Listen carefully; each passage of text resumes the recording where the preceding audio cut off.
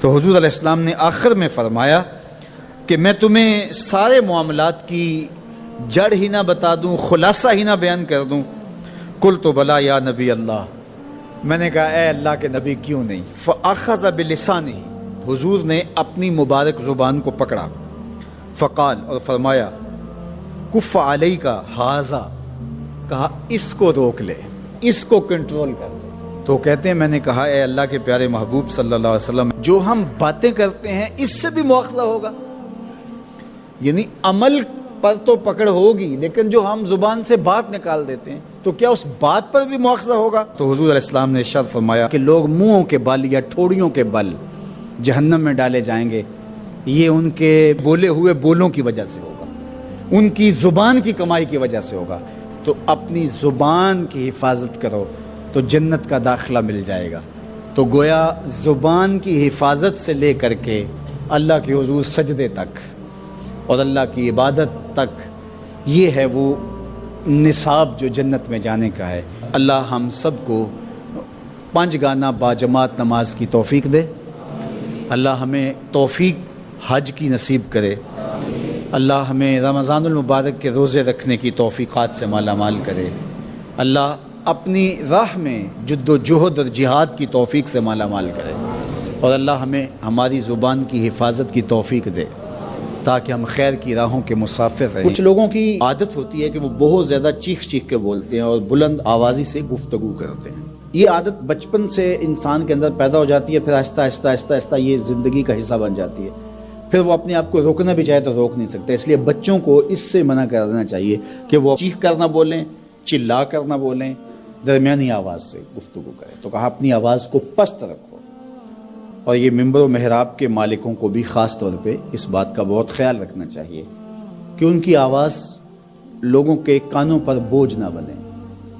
آج کل تو یہ ساؤنڈ سسٹم لگے ہوئے ہیں، اور پھر ماشاءاللہ کچھ لوگ تو یہ ایکو کا بھی ضرورت سے زیادہ استعمال کرتے ہیں۔ سنجیدگی کے ساتھ، متانت کے ساتھ بات کرنا، سنجیدگی اور متانت کے ساتھ بات کو سننا، یہ شریعت کے آداب ہیں۔ جب کسی سے ہم کلام ہو تو آپ بھی بلند آواز نہ ہو، اور دوسرا وہ اس کا جو جواب دے رہا ہو اس کی توجہ بھی بھٹکنے نہ پائے، وہ اپنے احساسات سے یہ بات بتائے، اور کہیں جواب دینا ضروری ہو تو حرج بھی نہیں ہے۔ آواز کو معتدل رکھو، خوبصورت رکھو، تو جس طرح بولنے کے آداب ہے اس طرح سننے کے بھی آداب ہے۔ ویسے ماہرین کہتے ہیں کہ تیز آوازیں بندہ پونے گھنٹے سے زیادہ نہیں سن سکتا، یعنی اس کا سٹیمنا جو ہے وہ اتنا ہی ہے کہ وہ اتنا سن لے، برداشت کر لے اس کے بعد وہ تو الگ بات ہے، لیکن یہ ہے کہ وہ جو آسانی کے ساتھ سن سکتا ہے اتنا ہی سن سکتا ہے۔ تو اس لیے یہ جو لیکچر بھی ہوتے ہیں جو دنیا کی بڑی یونیورسٹی ہیں، وہاں بھی انہوں نے لاکھوں روپے دے کر کے دنیا کے ماہرین بلائے ہوتے ہیں مختلف مضامین پر، لیکن پیریڈ کا دورانیہ یہ نہیں ہوتا وہ 3 گھنٹے کا لیکچر دے رہے ہوں۔ انسان کی جو ہے وہ ایک کیپیسٹی ہے، اس سے آگے نہیں وہ بڑھ سکتا۔ اور مجھے بتائیے انسان کو بنانے والے سے بہتر کون بتائے گا؟ قرآن بتاتا ہے، کیا بتاتا ہے؟ وَغْضُضْ مِنْ صَوْتِكَ، اپنی آواز کو پست رکھو۔ باقی اس کے الگ احکام ہیں کہ اذان دے رہے ہیں، آپ کسی کو پکار کر رہے ہیں، جنگ میں رجز ہے یا کوئی اور بات ہے۔